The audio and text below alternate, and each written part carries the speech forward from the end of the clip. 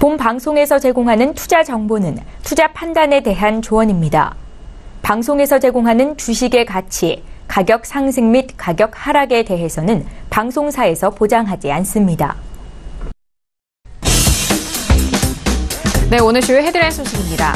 총수 일가의 일감 몰아주기를 막기 위한 사익 편취 규제 도입에도 대기업 집단의 내부 거래 비중은 오히려 늘어난 것으로 드러났습니다. 공정위는 일감 몰아주기 규제의 사각지대가 나타나고 있다며 공정거래법 전면 개편 특위에서 제도 개선 방안을 마련할 예정이라고 밝혔습니다. 신동빈 롯데그룹 회장 측이 경영권 방어 및 그룹 안정 등의 이유로 29일 예정된 일본 롯데홀딩스 주총 참석을 위해 재판부의 보석을 거듭 요구했습니다. 한편 검찰은 신동빈 회장의 보석을 전면 반대하고 나서 재판부의 결정에 귀추가 주목될 전망입니다. 정부와 기업들이 글로벌 수소자동차 시장 선점을 위한 수소차 산업 생태계 구축에 나섰습니다. 민관은 전략적 협업을 통해 올해 1,900억 원을 투입하는 등 2022년까지 총 2조 6천억 원을 투입해 수소차 생산 공장 증설과 수소버스 제작 등에 나설 계획입니다. 불법 대포 통장을 수집하는 문자 메시지가 신고가 지난해 같은 기간보다 139.2% 증가한 것으로 나타났습니다. 금융감독원은 대포 통장을 대여해 준 사람도 형사처벌 대상에 해당된다며 문자 메시지 현혹되지 말고 적극 제보할 것을 당부했습니다.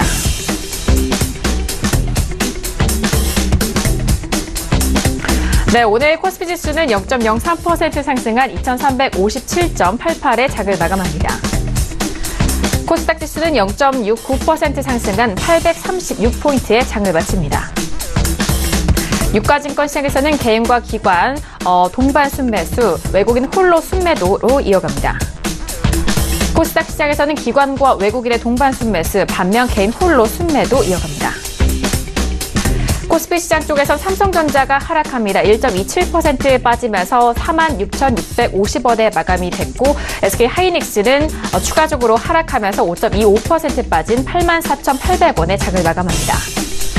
코스닥 시장에서는 CJ ENN이 계속적으로 올라가지 못하고 오늘은 좀 빠집니다. 0.20% 약보합 마감인 97,400원에 장을 마감했습니다.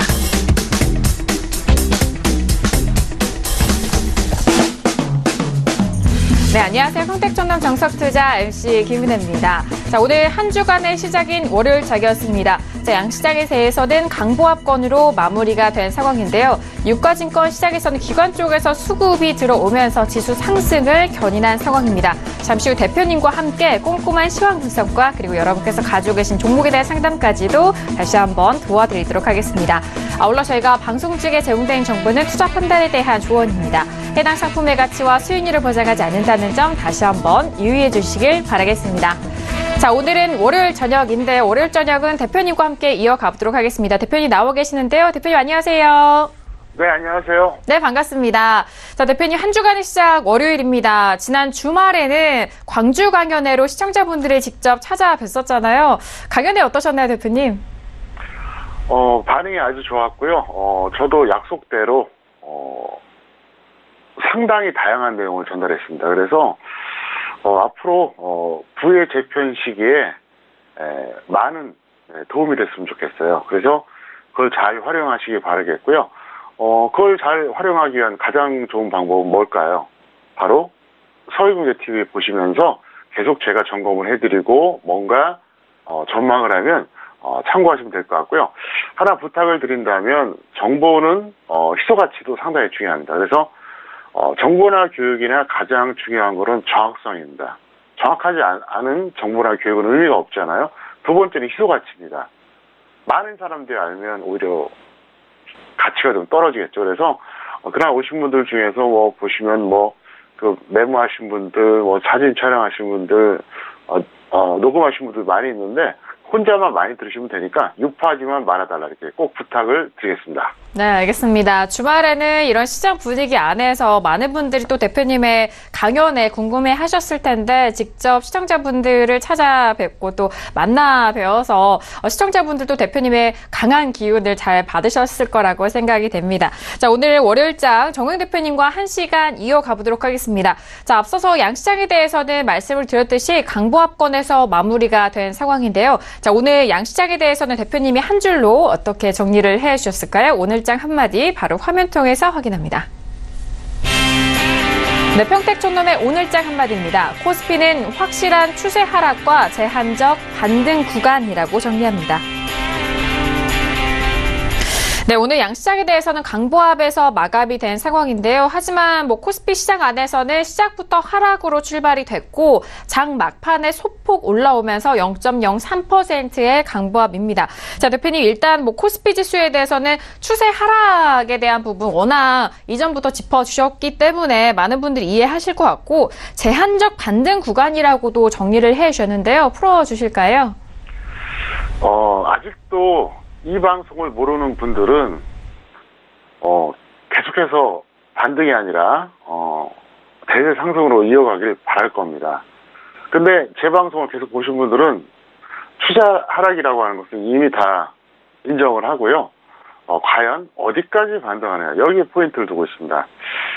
제가 이번 강연회에서 이제 많은 분들과 만나서 이제 서로 소통하는 시간이 있었는데 그런 얘기를 하시더라고요. 아직도 무조건 매수하라고 하는 곳이 많다는 얘기를 들었어요. 물론 그들이 맞을 수도 있어요. 그런데 제가 그 얘기를 해드리겠습니다. 저뿐만 아니라 모든 경제TV에 출연하는 전문가들 다 해당되는 얘기예요. 매수와 매도를 다 얘기하는 사람을 참고하세요. 그게 정상 아닙니까? 상식적으로 그게 맞지 않아요? 우리가 지수를 보나 종목을 보나 상승도 하고 하락도 나오잖아요. 그러면 올라갈 것 같으면 매수하라 그러고 떨어질 것 같으면은 매도하라 그러는 게 이게 지극히 정상이에요. 그리고 진정한 조언이고요. 근데 항상 매수만 하라고 하는 사람들이 있어요. 그거는 여러분들이 좀 주의하실 필요가 있습니다. 왜? 진짜가 아니에요. 말이 됩니까 그게? 그런데 이 장세에서 수급으로 보나 차트로 보나 모든 걸로 봤을 때 왜 그러면 불안한데도 불구하고 매수하라 그러냐? 이유는 딱 하나예요. 고점 매도를 못 시켰기 때문에 그렇습니다. 고점 매도를 못 시킨 입장에서는 지금 매도하라 그러면 요거도 먹잖아요. 바로 그래서 그런 겁니다. 그래서 제가 그 얘기를 꼭 해드릴게요. 저는 여러분께 어떻게 했습니까? 분명히 고점에서 정리하라고 얘기했어요. 그러니까 지금 매매에도 뭐라고 하죠? 단기 매매하라 그러잖아요. 코스피는 확실한 투자 하락과 제한적 반등 구간이다. 이렇게 제가 제목을 정했는데요. 간단합니다. 투자 하락은 이어질 거고요. 여기서 100%짜리라고 볼 수는 없겠지만 최소 90% 이상 확률로 아마 투자 하락이 이어질 겁니다. 그런데 제한적 반등 구간 여기에 이제 모든 포인트가 이제 맞춰져 있는 거예요. 그래서 오늘은 이 내용을 조금 더 자세하게 설명드리겠습니다. 자, 그럼 먼저 코스피 금요일 전망과 결과를 말씀드리겠습니다. 제가 금요일 방송에서 뭐라 그랬죠? 2335선과 2375선이 변곡점이 될 것이다 이렇게 얘기했어요.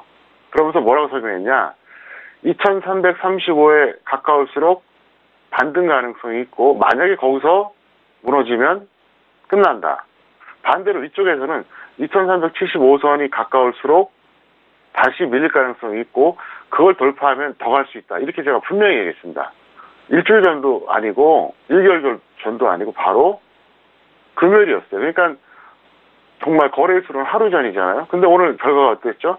2337선 이후에 그게 오늘 저점이었어요. 그리고 나서 2361선까지 반등이 나왔습니다. 물론 종가에는 약간 밀리긴 했지만 어쨌든 플러스로 마감했다는 거죠. 바로 차트를 보시겠습니다. 보시면 이거 일봉 차트예요. 일봉 차트인데 이거는 큰 의미가 없어요. 지금 분봉을 보시겠습니다.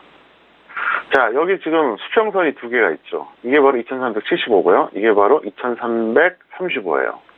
근데 어떻습니까? 제 말대로 2335에 가까우니까 어때요? 지지가 되잖아요. 네, 지지가 됩니다. 그래서 죄송합니다. 제가 이걸 조금 더 넓게 해드렸어야 되는데, 죄송합니다. 2335가 여기고요. 대략. 2335, 이 라인이죠. 2375가 이제 이 라인입니다. 제가 착각을 했는데요. 자, 제가 분명히 그랬어요. 여기에 가까울수록 반등할 것이다. 그리고, 제가 시력이 떨어졌나 봐요. 이게 좀 정확하게 그려드려야 되는데, 여기네요. 죄송합니다. 네.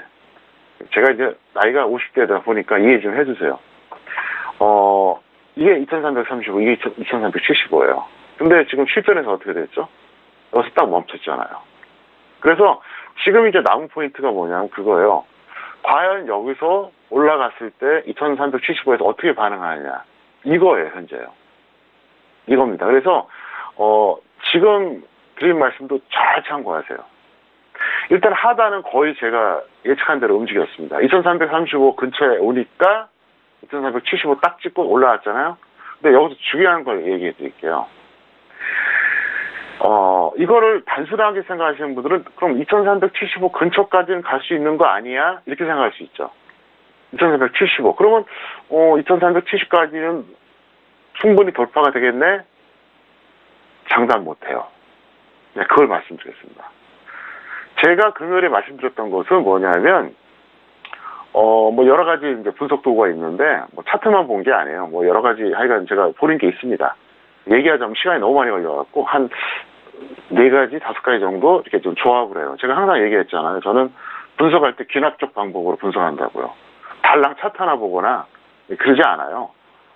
차트대로 움직일 것 같으면 시황 예측이 쉽겠죠. 근데 절대 그렇지 않습니다. 그래서 여러 가지 이제 분석한 건데, 딱 분석해 보니까, 일단 아주 좁은 구간이 2335에서 2375가 나오더라고요. 금요일 장중에 분석한 거예요. 끝나고 분석한 것도 아니에요. 근데 지금 예정대로 일단 2335선까지 근처까지는 왔어요. 분명히 왔어요. 왜? 2337이니까 뭐 거의 2포인트 차이니까 뭐 거의 온 거잖아요. 사실상. 그래서 2335가 안 깨지고 반등이 나온 거죠. 제가 금요일에 그랬잖아요. 2335선 근처에 올수록 반등 가능성이 있다. 다만 거기서 깨지면 무너진다. 그런데 위쪽은 어떻게 되느냐. 2375선은 정반대의 개념이다. 무슨 얘기냐. 2375로 가면 갈수록 밀릴 가능성이 있다. 근데 그거를 돌파하면 더 갈 수도 있다. 그래서 지금 금요일에 그 내용만 참고하신 분들, 오늘의 이 흐름을 보신 분들은 너무 이제 단정적인 생각을 하실 수 있어서 제가 그걸 방지하고자 얘기해 드린 거예요. 그럼 무조건 2375, 최소한 2370을 무조건 뚫어준다. 이건 제가 장담 못해요. 내일 상황을 봐야 된다는 거죠. 내일 상황을 보고 제가 수요일에 방송하잖아요. 그때 다시 말씀드리겠습니다. 그래서 내일 상황을 보면 저는 장중에 뭐 한 오전장만 보면 알 것 같아요. 오전장만 딱 보면 그래 2375 근처에 가거나 아니면 2370을 넘어질지 말지는 내일 장중에 제가 판단이 되기 때문에 단정하지 말아달라. 왜? 그럼 무조건 그때까지 기다린 수도 있기 때문에 지금은 말씀드릴 수 없다는 거. 이거를 제가 분명히 얘기하겠습니다. 그 다음에 일봉 차트 잠깐 보시죠. 네. 그러면 이제, 이것도 이제 제가 시력이 안 좋아서 자세히 봐야겠네요. 여기가 2400이에요. 2475는 여기입니다. 그리고 이제 최근에 저점은 2320이었거든요. 네, 바로 여기였습니다. 근데 중요한 게 뭐냐, 이걸 좀 더 확대시켜 드릴게요. 이거 굉장히 중요합니다. 왜냐하면 파생하시는 분들한테는 제가 이거를 예측해 드려서 적정하면 곧바로 그건 돈이에요. 선물하시는 분한테는 뭐 종목별 움직임이 다르니까 뭐 약간 차이가 있겠지만 파생은 지수가 곧 돈 아닙니까? 지금 제가 바라보건데 2400선이 회복되기는 상당히 희박합니다. 그걸 꼭 말씀드리겠습니다. 불가능은 아니에요. 하지만 희박하다는 걸 분명히 말씀드리겠습니다. 여기서 어떤 엄청난 왜곡이 나온다거나 변수가 발생해서 어떤 상승 요인이 나왔다. 그렇다면 갈 수도 있겠죠. 자, 제가 항상 얘기하죠. 시장은 정상 흐름이 있고 비정상 흐름이 있다. 정상 흐름은 말 그대로 정상이고 비정상 흐름은 왜곡 또는 변수가 발생할 때 그걸 통칭해서 비정상 흐름이라고 얘기한다. 이렇게 설명했잖아요. 그럼 비정상 흐름이 두 가지가 있다 그랬는데 왜곡은 뭐냐? 일종의 조작입니다. 시장에 대해서 조작하는 거지, 조작하는 거예요. 변수는 뭐냐? 호재나 악재가 나오는 거예요. 근데 제가 볼 때는 지금 특별하게 나올 만한, 호재는 없을 것 같고, 과연 어떤 그 조작된 흐름이 나오느냐, 안 나오느냐, 이게 포인트인데, 비정상적으로 본다 그러면 2,400을 한번 근처에 가거나 뭐 이렇게 돌파될 수 있겠지만, 정상적인 흐름으로만 볼 때는 힘들어요. 그래서 일단 여러분들이 현재로서는 맥시멈을 2,375선 정도로 보세요. 그러니까 2,400은 머리에 지워버리시고. 근데 제가 이제 화요일하고 수요일 장을 보면 결판이 나겠죠. 지금은 저도 단정할 수 없는데, 그래서 현재 제가 이 상태에서 해드릴 수 있는 가장 정확한 표현은 뭐냐? 일단 2,400은 마음속으로 접자. 다만 2,375선에 대한 흐름은 내일 장을 통해서 한번 관찰하자. 그래서 그 초보자들은 사실은 이런 얘기 아무리 얘기해도 몰라요. 경력자들 잘 모르는데 내일 대형주 동향을 한번 잘 체크해 보시고요. 첫 번째는 대형주, 두 번째는 선물 동향을 체크해 보시기 바랍니다. 그래서 그걸 보시면서 여러분들이 판단해 주시기 바라겠고요. 어쨌든 중요한 건 뭐냐? 이걸 좀 더 크게 보여드리겠습니다. 끝났어요. 이거는 불변입니다. 이거 다시 돌파하고 갈 확률 거의 희박해요. 그리고 이미 저는 이 얘기를 언제 했죠? 3월부터 계속 얘기했어요. 2600선이 다시 회복돼서 갈 확률은 거의 없다. 분명히 얘기했습니다. 여전히 유지하고요. 어쨌든 제가 3월, 4월, 5월에 그런 말씀 많이 드렸잖아요. 평소에는 현물만 해도 되는데 적어도 금년에는 파생을 좀 하자. 100% 파생만 하라는 게 아니라 적어도 절반은 하자 이렇게 얘기했잖아요. 왜 그러냐? 지수가 하락할 때는 결국 대부분의 종목이 내려가기 때문에 그렇습니다. 오늘 제가 이제 서두가 길었는데 어쨌든 제가 조금 전에 말씀드린 이 시황 내용 잘 참고하시기 바라겠고요. 원달러 환율에 대한 조언도 역시 이제 해드리겠습니다. 제가 실제적으로 전략 짜드린 건 1065선 이하에서 환율 무시하고 이제 매입하자 그랬는데 한 달에 한두 번씩 제가 그런 얘기 계속 했었어요. 분명히 시청자 여러분께 원달러는 이거는 수익을 떠나서 일단 묻어두자. 추후에 보르다. 이렇게 얘기했는데 결과적으로는 현재 어떻습니까? 성과가 좋잖아요. 자, 그런데 중요한 포인트가 뭐냐? 전망인데 저는 1200선 돌파는 확실하다고 봅니다. 자, 이것도 차트를 보시겠습니다. 보시면 현재가 1117원입니다. 여기까지 올라왔거든요. 여기까지 올라왔어요. 최근에 나름대로 급등했죠, 단기적으로. 1200원 선 라인이 어디냐? 여기에요. 네, 이쯤 됩니다. 여기가 이제 1200원 선 라인인데 저는 올해 1200원 돌파할 가능성이 상당히 높다고 보고 있어요. 자, 이거는 투자하시는 분들도 그렇고 특히 사업하시는 분들 상당히 도움이 될 겁니다. 왜? 예를 들어서 뭐 외국에서 뭘 수입한다거나 막 그럴 때는 달러를 미리 확보해 놓은 분들이 유리하잖아요. 왜? 달러를 결제해야 되니까. 그래서 일부러 제가 이 말씀드린 이유가 뭐냐? 외환 투자하시는 분들, 그 다음에 현금 관리하시는 분들 이거 다 포함해서 얘기하는 거예요. 그리고 이제 그 사업하시는 분들 예를 들어서 뭐 원자재를 수입해야 된다든가 이런 분들 만약에 제 예상대로 1200원이 올라갔다. 그러면 지금 달러를 확보하는 게 더 유리하지 않겠습니까? 상식적으로. 그래서 이거 여러분들이 꼭 참고하시기를 바랍니다. 네, 알겠습니다. 오늘장 한마디와 함께 앞으로의 원달러 환율에 대한 조언들 추가적으로 들어봤습니다. 워낙 시장 안에서 이 원달러 환율에 대한 비율이 앞으로 시장에 있어서 많은 영향을 미치기 때문에 다시 한번 짚어드렸고요. 자, 그렇다면 양시장에 대해서 다시 한번 상세하게 시황 분석도 도와드리도록 하겠습니다. 자, 양시장 모두 강보합에서 마감이 된 상황인데요. 코스피 시장, 유가증권 시장 쪽에서만 외국인 쪽의 이탈이 계속해서 이어지고 있는 상황입니다. 자, 대표님이 양시장에 대해서 다시 한번 시황 분석 도와주실까요? 네, 오늘 코스피는 아주 이색적인 흐름이 나왔어요. 외국인이 매도했죠. 뭐 많지는 않지만 어쨌든 매도했고요. 대형주 지수가 하락했어요. 그럼에도 불구하고 가격 메리트로 인해서 반등했습니다. 비록 강보합이지만 어쨌든 플러스잖아요. 상당히 이례적인 겁니다. 여러분 생각해 보세요. 외국인 매도 나오고 대형주 지수 마이너스 나오고 이럴 때 코스피 지수가 가는 확률이 그렇게 높지가 않아요. 근데 왜 이렇게 나왔냐? 결국 가격 메리트 발생. 그러니까 특히 어떤 종목들 중소형주 그 덕분에 올라온 거예요. 그래서 뭐 그렇게 큰 의미를 둘 수는 없다 설명드리겠고요. 코스닥은 외국인이 매수해줬고요. 대형주, 중형주, 소형주 지수가 다 올라갔어요. 당연히 상승하겠죠. 근데 어차피 코스닥 같은 경우에는 제가 볼 때는 이것도 시간 문제다. 자, 차트 잠깐 보시겠습니다. 이게 코스닥 차트예요. 자, 드디어 어떻게 됐습니까? 드디어 이제 점점 붙으려 그러죠. 이거 조금 더 크게 보여드릴게요. 파란색이 61선이고요. 빨간색이 121선입니다. 제가 항상 얘기하잖아요. 61선이 120선 이탈하면 하락 추세다. 점점 붙고 있어요. 그러면 이게 어떤 걸 의미하느냐? 더 이상 안 떨어지더라도 옆으로 행보만 해줘도 결국 크로스가 된다는 얘기예요.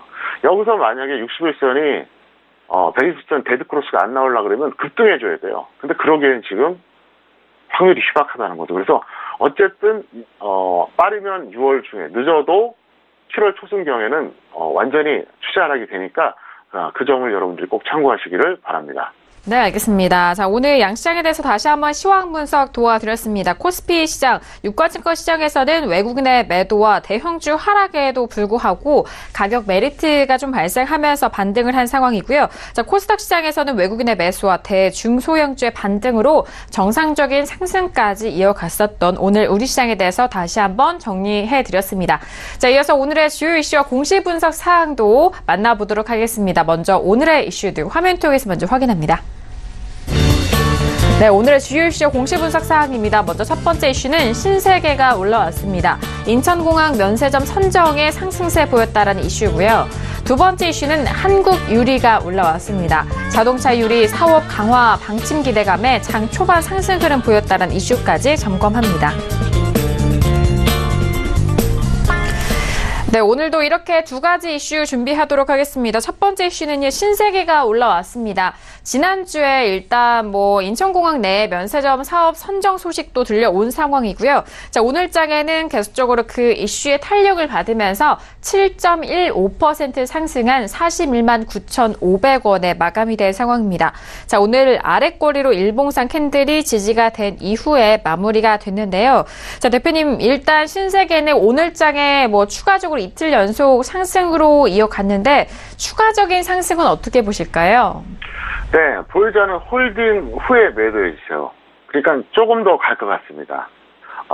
고점까지 돌파할 것 같지는 않고요. 조금 더 갈 것 같으니까 홀딩 후에 매도해 주시고요. 미리 보유자는 출혈을 반대한다. 이렇게 말씀드리겠습니다. 차트 보시겠습니다. 이게 반등이 좀 나오고 있거든요. 있는데 저는 이 종목이 이걸 돌파할 거라고 생각은 안 합니다. 그래서 대충 한 이쯤 해서 아마도 고점 라인이 형성될 것 같은데 45만 원이 다시 넘을지 말지 이건 저도 모르겠어요. 다만 있는 분은 조금 더 하루 이틀 더 갖고 있다가 정리해 주시고요. 없는 분들은 지금 출연하는 건 반대한다. 그리고 혹시라도 45만 원이 넘어가면 다시 한번 주식선물 매도를 해주시기 바랍니다. 제가 지난번에 45만 원 넘어갔을 때 뭐라고 얘기했죠?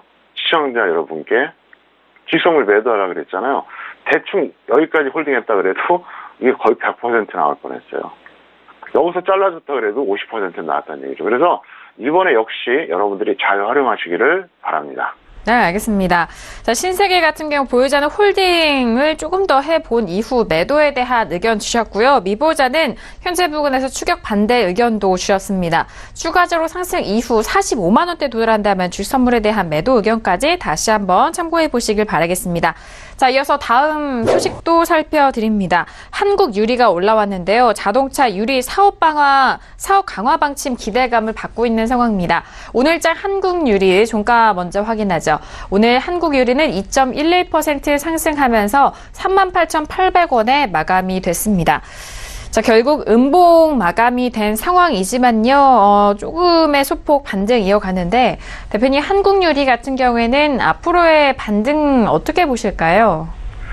네, 보유자는 홀딩 후 매도하세요. 그러니까 지금 당장 매도하는 얘기 아닙니다. 왜 그러냐면 지금 던지는 건 의미가 없어요. 그러니까 최근에 매수했든 고점에서 추격했든 지금 던지는 건 좀 의미가 없다. 그리고 워낙 저평가돼 있었다. 13만 원대 주식이고요. 다만 미보유자는 단기 매수해도 좋을 것 같습니다. 차트 잠깐 보시겠습니다. 저는 이제 이 종목을 오늘 보면서 어떻게 생각했냐면 과연 121선을 확실하게 이탈한 다음에 매수해야 되는지, 그냥 대충 이 가격에서 매수해야 되는지, 이게 결론이 안 나더라고요. 그래서 내일 시가 이후에 한번 보고 판단할 건데, 이렇게 해보세요. 약간 공격적인 분들이야 뭐, 아무 때나 매수하겠지만, 직장인들이라든가 좀 보수적으로 대응하신 분들은, 확실하게 121선 이탈하고 나서, 121선을 이탈하고 좀 멀어지면 들어가세요. 뭐, 안 멀어지면 뭐, 다른 거 들어가면 되니까, 그러면 확률이 좀 있지 않을까. 그래서 확률은 사실상 이거는 여러분들이 잘 보시면 아마도 도움이 되지 않을까. 저도 내일 한번 눈여겨보도록 하겠습니다. 네, 한국유리 같은 경우에는 일단 보유자에 대해서 홀딩 의견 주셨습니다. 미보유자는 단기 매수로 접근 가능하다라는 의견까지 다시 한번 정리해드리도록 하겠습니다. 자, 이어서 오늘의 관심 종목도 만나볼 시간인데요. 오늘의 관심 종목들 먼저 화면 통해서 만나봅니다. 네, 평택촌놈의 오늘의 관심 종목입니다. 먼저 첫 번째 관심 종목은 SK 하이닉스가 올라왔고요. 두 번째 관심 종목은 CGV가 올라온 상황입니다. 네, 오늘도 이렇게 두 가지 관심 종목 만나보도록 하겠습니다. 먼저 첫 번째 관심 종목은 SK 하이닉스가 올라왔습니다. 자, 오늘장 삼성전자도 하락으로 마감이 됐었던 상황인데요. 자, SK 하이닉스는 오늘장 추가적으로 반등은 하지 못하고 5% 넘는 하락세로 84,800원에 마감이 된 상황입니다. 자, SK 하이닉스도 이전에 9만 원대 후반 이후에 좀 도달하지 못하고 있는 상황인데요. 자, 대표님, SK 하이닉스 오늘 삼성전자도 추가적으로 하락하고 있고, SK 하이닉스도 오늘장 5% 넘게 내렸습니다. 어떻게 분석하실까요? 네. SK 하이닉스에 대해서는 제가 간단하게 답변하려고 했는데, 김은혜 씨가 잘 집어주셨어요. 삼성전자까지 지금 얘기를 했잖아요. 그래서, 이 종목에 대한 것도 그렇고, 시황과도 연계돼서 다시 한번 제가 얘기해 드리겠습니다. 참고로 종목 상담이 좀 수가 줄어도 이해를 좀 해주세요. 왜냐하면 내용의 질이 중요한 거 아닙니까? 자, SK 하이닉스 먼저 전략을 짜드리겠습니다. 보유자는 단기 홀딩 하시고요. 단기 홀딩. 중기 홀딩 하는 얘기 아닙니다. 좀 더 반등할 수는 있다는 거죠. 그래서 짧게 단기 홀딩 하라 이 얘기고요. 미보유자는 단기 매수해봐도 나쁠 것 같지 않습니다. 자, 그러면 제가 지금 이제 시황과 연계돼서 얘기한다 그랬잖아요. 제가 서두에 뭐라 그랬죠? 2400선 회복은 비정상적 흐름에서만 가능하다. 근데 정상적 흐름에서도 2375는 나도 장담 못하겠다. 내일 봐야 된다. 이렇게 얘기했잖아요. 바로 삼성전자하고 SK 하이닉스 때문에 그런 거예요. 오늘 만약에 삼성전자하고 SK 하이닉스가 그냥 보합권만 유지했어도 지수가 어떻게 됐을까요? 2360선을 확실히 넘고 2365선까지 갔을 거예요. 근데 오늘 어떻게 됐습니까? 2360 넘었다가 다시 밀렸잖아요. 바로 이 두 종목 때문에 그렇습니다. 왜 그러냐? 이 두 종목의 시가총액이 몇 프로입니까? 22%, 3% 왔다 갔다 합니다. 코스피에 800종목이 넘는데 이 달랑 두 종목이 22, 3%예요. 근데 둘 다 약하니까 지수가 탄력을 받지 못하는 거예요. 바로 이것 때문에 제가 2375를 장담 못한다고 그런 겁니다. 만약에 내일도 약하면은 2375조차도 어렵다는 얘기예요. 근데 만약에 뜻밖에도 삼성전자하고 SK 하이닉스가 혹시라도 내일 강하게 반등이 나오면 조금 더 높게 설정해도 된다. 이거를 분명히 말씀드리겠습니다. 네, 알겠습니다. SK 하이닉스에 대해서 함께 진단을 도와드렸습니다. 관련 업종과 종목에 대해서도 저격을 해보시면 좋을 것 같은데요. 보유자는 단기 홀딩에 대한 의견과 그리고 미보유자는 단기 매수 가능하다라는 의견까지 다시 한번 정리합니다.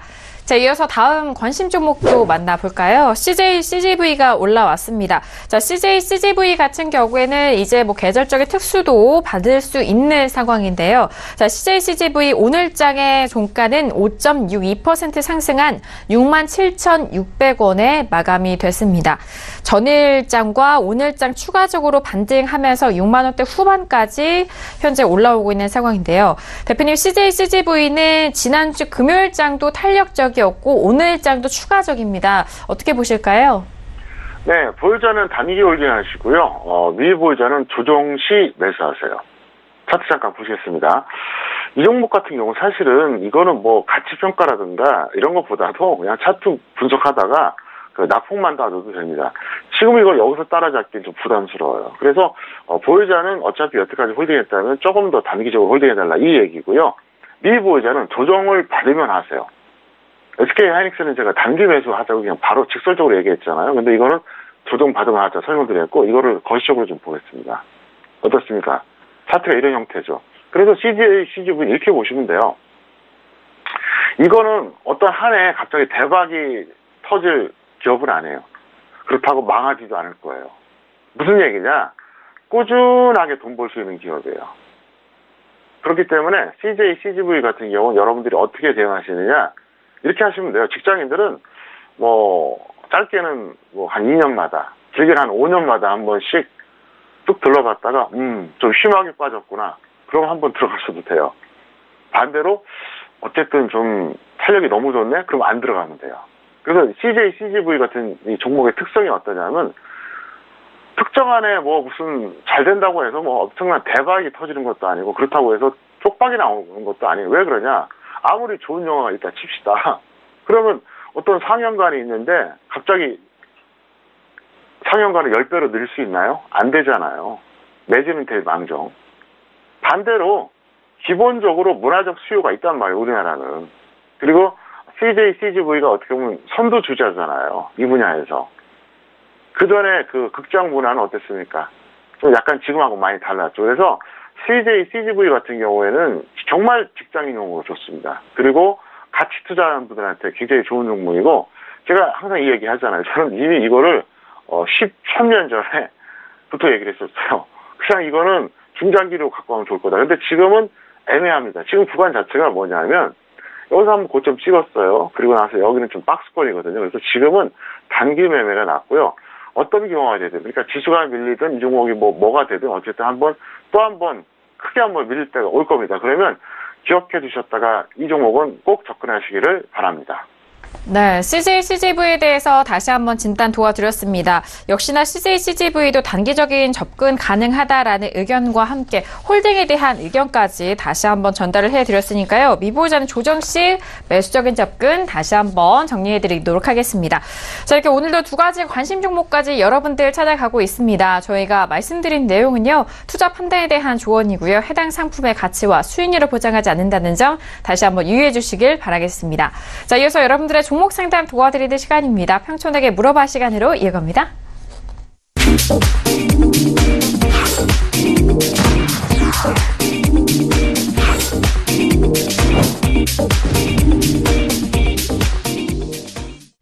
네, 이번 시간 평촌에게 물어봐 시간입니다. 샵 0082번으로 여러분께서 가지고 계신 궁금하신 종목들 저희 쪽에 문자로 접수해 주시길 바라겠습니다. 평촌에게 물어봐 시간을 통해서 다양한 상담 도와드리도록 하겠고요.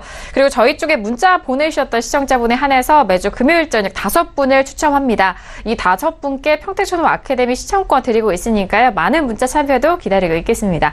자, 그럼 오늘 첫 번째 문자 상담부터 만나보시죠. 자, 오늘의 첫 번째 문자는요. 끝자리 9425님 보내주신 문자입니다.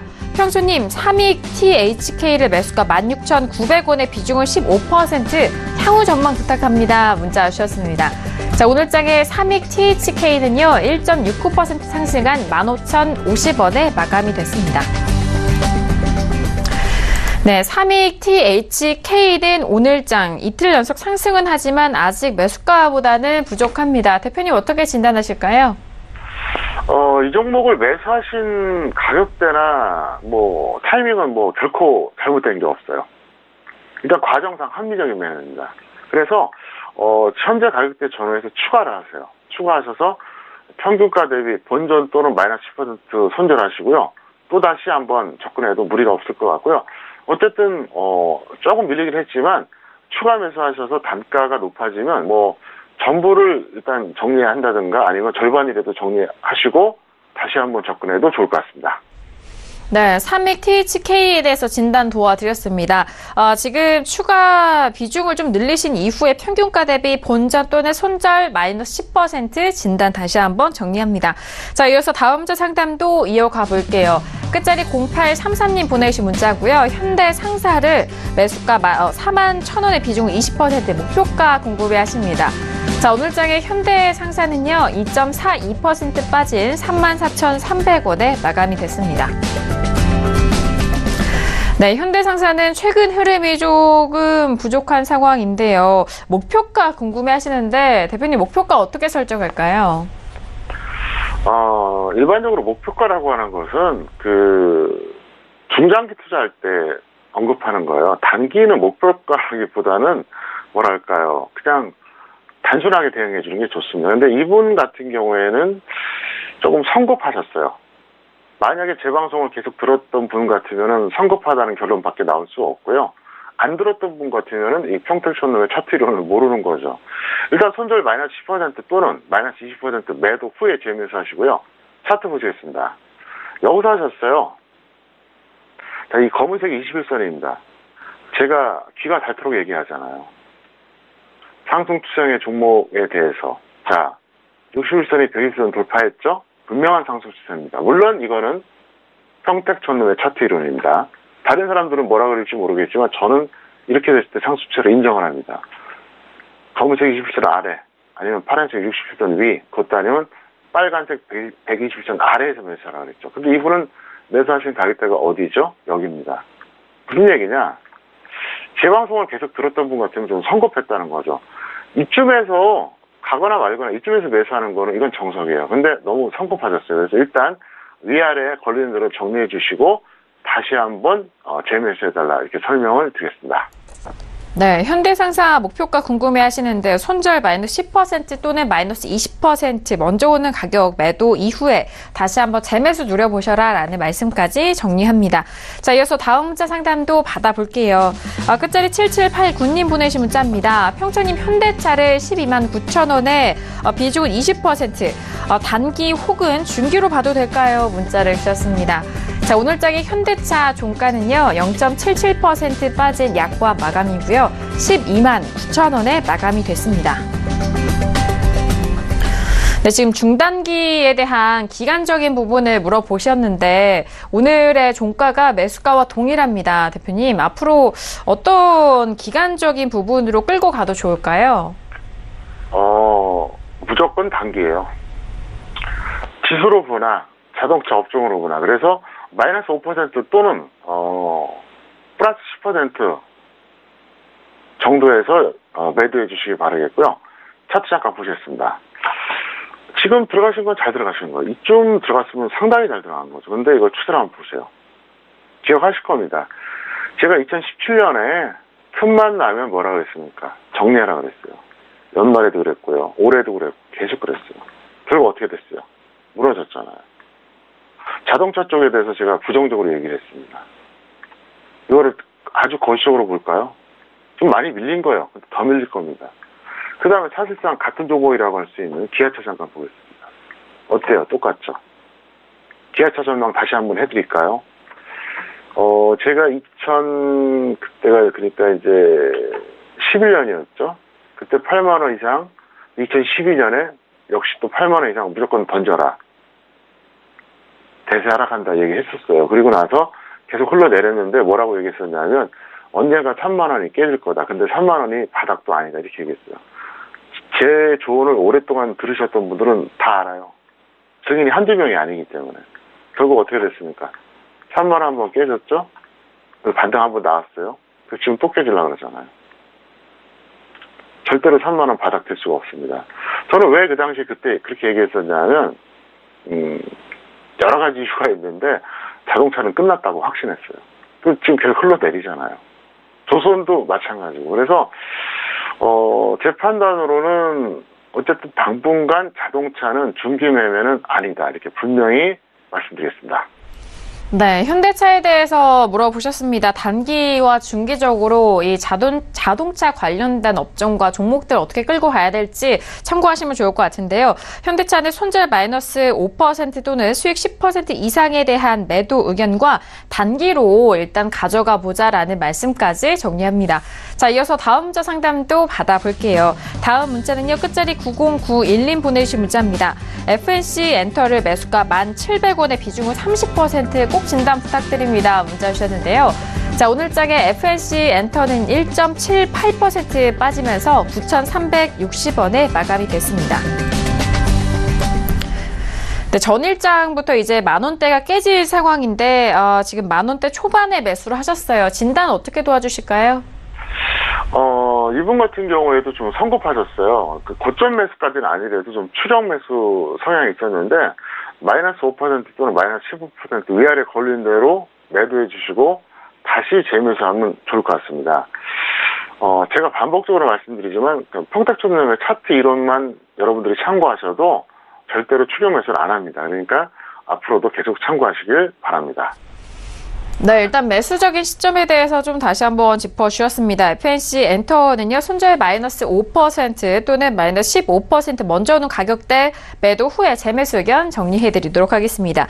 자, 이어서 다음 문자 상담도 바로 받아볼게요. 끝자리 0234님 보내신 문자입니다. 동업팜투 테이블 매수가 4,350원에 비중은 40% 어떻게 해야 할까요? 문자 주셨습니다. 자, 오늘장에 먼저 동업팜투 테이블 종가는요 1.76% 상승하면서 4,045원에 마감이 됐습니다. 네, 일단은 지금 손실을 보고 계신 상황인데 어떻게 하면 좋을까요, 대표님?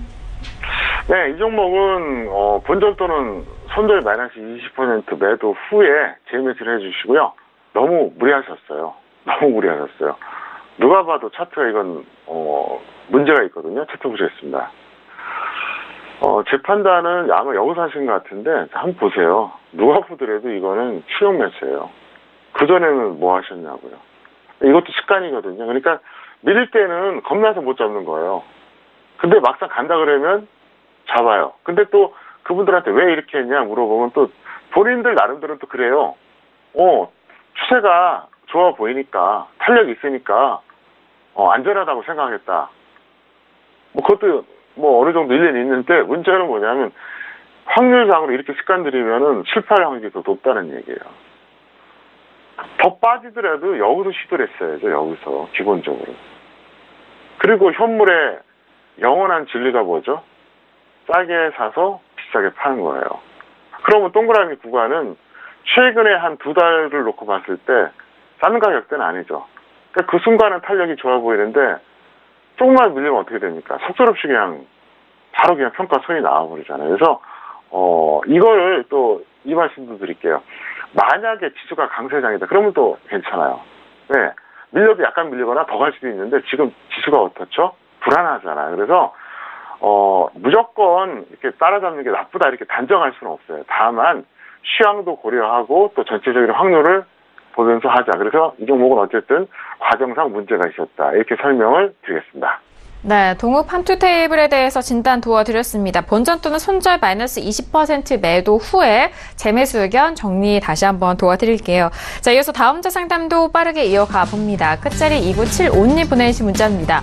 우리 종금 매수하셨고요. 매수가 700원에 비중은 20%, 전망 궁금해하십니다. 자, 오늘장의 우리 종금 종가는요 4% 넘게 올라오면서 718원에 마감이 됐습니다. 네, 우리 종금 같은 경우에는 오늘장의 반등으로 수익을 보고 계신 상황인데요. 앞으로 어떻게 대응하면 좋을까요? 네, 손절 마이너스 5% 또는 수익 10% 매도하시고 다시 재매수했어요. 그리고 이분은 아주 교과서적으로 잘하셨습니다. 제가 칭찬해드리고 싶어요. 차트 보시겠습니다. 이분이 매수하신 가격대가 이 수평선 라인입니다. 근데 자, 이 종목의 추세가 뭐죠? 상승입니다. 그러니까 지난 3월에 상승 추세로 전환이 된 거예요. 61선이 이제 돌파했잖아요. 그리고 나서 계속해서 61선이 위에 있습니다. 파란색이 빨간색 위에 있으니까 역시 반복적으로 말씀드리죠. 61선 아래, 61선 위, 120선 아래라 그랬잖아요. 근데 지금 이분이 잡으신 게 어디예요? 61선 위잖아요. 그러니까 결과를 떠나서 잘하신 거예요. 왜? 이거를 여기서 잡은 사람도 있거든요. 여기서 잡은 사람도 있고 여기서 잡은 사람도 성급한 거죠. 제가 항상 얘기하잖아요. 안 오면 안 잡으면 그만이에요. 왜? 종목이 이거밖에 없냐고요. 개인의 3대 집착 다시 한번 말씀드리겠습니다. 첫 번째 매수가 집착, 두 번째 주식 비중 100% 집착, 세 번째 특정 종목 집착. 이 집착에서 벗어나야지 여러분들이 성공합니다. 나는 절대로 손절 안 할 거야. 난 항상 100% 갖고 있지 않으면 불안해. 나는 어떤 종목을 반드시 잡을 거야. 그럼 내가 쫓기거든요. 그러니까 주식은 그렇게 하시면 안 돼요. 낚시하듯이 하셔야 돼요. 낚시하듯이. 낚시하는데 기필코 잡아야 된다. 이렇게 생각하는 사람 없잖아요. 뭐 잡히면 좋고 아니 말고. 오히려 그랬을 때 돈을 더 번다는 얘기예요. 그래서 어쨌든 이분은 과정이 좋았고요. 좋은 결과를 기원합니다.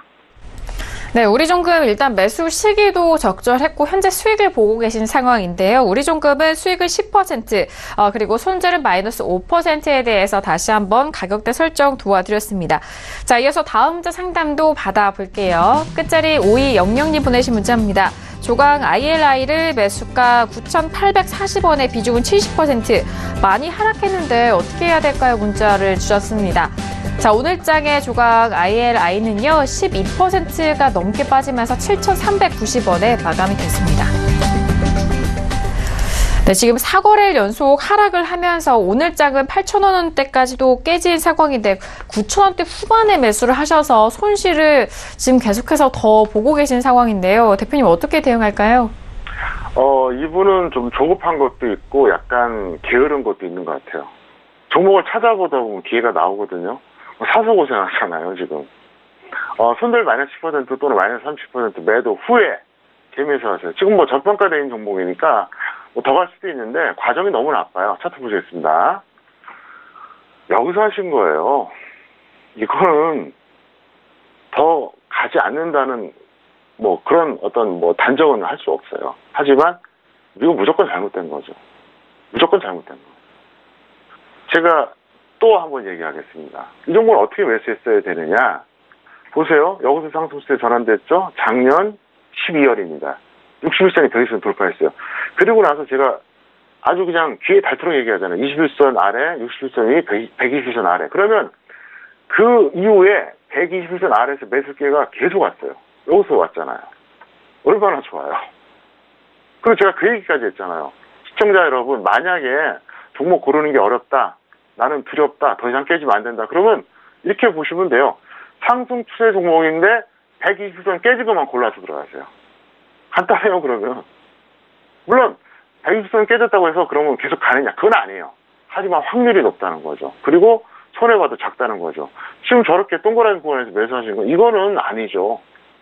노력을 안 한 거예요. 얼마든지 기회가 있었잖아요. 그리고 제 방송을 계속 들으셨던 분들은 예를 들어서 계속 보다가 이 구간에서 매수하는 게 이게 정상이죠. 근데 뭐 여기서 매수했다고 무조건 간다는 보장은 없어요. 제가 이게 결과적으로 같다고 해서 하는 얘기는 아닙니다. 여기서 매수하시는 게 이게 정석이거든요. 동그라미는 아니라는 얘기예요. 하여간 앞으로도 잘 대응하시길 바랍니다. 네, 조강 ILI를 일단 손실을 좀 보고 계신 상황이에요. 손절 마이너스 10% 또는 마이너스 30% 먼저 오는 가격대 매도 후에 재매수 의견 참고해 보시길 바라겠습니다. 자, 이어서 다음 주 상담도 바로 이어가 봅니다. 9262님 보내주신 문자입니다. 대동 스틸을 매수가 8,000원의 비중은 20% 계속 보유해도 될까요? 문자를 주셨는데요. 자, 오늘장의 대동 스틸 종가는요, 9% 넘게 밀리면서 11,850원에 마감이 됐습니다. 네, 대동 스틸입니다. 지금 3거래 연속 하락을 하고는 있지만 그래도 매수가가 8,000원대여서 수익을 보고 계신 상황이거든요. 이분 같은 경우 사실 좀 안타까워요. 너무 욕심을 내셨어요. 거의 150% 육박하는 그 평가액이 나왔다. 지금 많이 줄었는데 14,000원 또는 10,000원 찍히면 매도하세요. 어쨌든 수익이 되니까. 근데 이분은 이제 그 어떤 흐름을 안 보신 거예요. 왜 그러냐면 사실 그 북미 정상회담 전후로 고점이 찍혔잖아요. 그리고 이제 모멘텀이 없잖아요. 그러면 그때쯤 던졌어야 되거든요. 근데 지금 좀 늦었다 싶지만 어쨌든 그렇게 대응해 주시기를 바랍니다. 네, 일단 좀 아쉬운 상황이긴 합니다만 일단 14,000원 또는 10,000원 매도 후에 재매수 의견 확인해 보시길 바라겠습니다. 자, 빠르게 마지막 상담 이어가 보도록 하겠습니다. 끝자리 1111님 보내신 문자인데요. 텔콘 RF 제약을 매수가 1,300원의 비중은 30% 진단 궁금해하십니다. 자, 오늘장의 텔콘 RF 제약은요, 1.99% 상승한 1,250원에 마감이 됐습니다. 네, 대표님 지금 뭐 거의 매수가 근처입니다. 어떻게 대응하면 좋을까요? 네, 이분은 나름대로 잘하셨고요. 예측 매매하신 겁니다. 그래서 마이너스 5% 또는 플러스 10% 매도 후에 재매수 하시고요. 과정을 한번 복귀해드리겠습니다. 차트 보시겠습니다. 이분이 매수 하시할 때 여기에요. 그럼 이거는 어떤 매매다? 예측 매매입니다. 매매는 크게 두 가지로 나뉩니다. 물론 이것도 평택촌놈의 용어예요. 제가 만들어낸 용어인데 확인 매매가 있고 예측 매매가 있어요. 매매는 이제 사고 파는 걸 우리가 매매라 그러잖아요. 그러니까 일단 이건 매수 차원인데 확인해서 매수하는 경우가 있고 예측해서 매수하는 경우인데 이 종목 같은 경우는 누가 보더라도 이건 예측 매매입니다. 왜? 그 어떤 담보가 없어요. 차트상으로 봐도 그렇고 뭐 여러 가지로 봤을 때. 그래서 이건 예측 매매한 건데 예측 매매할 때 반드시 포인트가 뭐다? 손절을 5% 지켜주시기 바랍니다. 그거 안 지키면요 계속 끌려다닐 수가 있습니다. 그리고 확인 매매는 10%까지는 괜찮습니다. 그래서 일단 이 종목은 예측 매매 하신 거니까 여기서 올라가길 바라고요. 혹시라도 밀리면 정확하게 5%에서 일단 끌어주시고 더 밑에서 잡든 뭐 다시 더 비싸게 잡든 일단 그 원칙을 지켜주시길 바랍니다. 네, 텔콘 RF 제약에 대해서 다시 한번 진단을 도와드렸습니다. 마이너스 5% 또는 수익 10% 매도 후 재매수 의견 다시 한번 참고해 보시길 바라겠습니다. 자, 오늘도 이렇게 다양한 종목 상담에 대해서 여러분들과 함께 했습니다. 저희가 말씀드린 내용은요, 투자 펀드에 대한 조언이고요. 해당 상품의 가치와 수익률을 보장하지 않는다는 점 다시 한번 유의해 주시길 바라겠습니다. 자, 오늘 월요일 저녁으로 대표님과 함께 1시간 이어가는데 함께 해주신 대표님과는 여기서 인사 나누도록 하겠습니다. 대표님 오늘 말씀 감사합니다. 네, 감사합니다. 네, 오늘 저희가 다양한 소식과 상담 내용까지 전달 도와드렸습니다. 많은 도움이 되셨길 바라겠고요. 저희는 내일 이 시간 봉투선생 이강민 전문가님과 어인옥 연구원님과 함께 돌아오도록 하겠습니다. 감사합니다.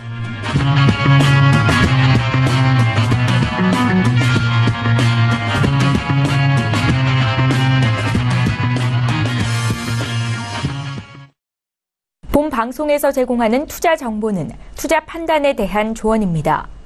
방송에서 제공하는 주식의 가치, 가격 상승 및 가격 하락에 대해서는 방송사에서 보장하지 않습니다.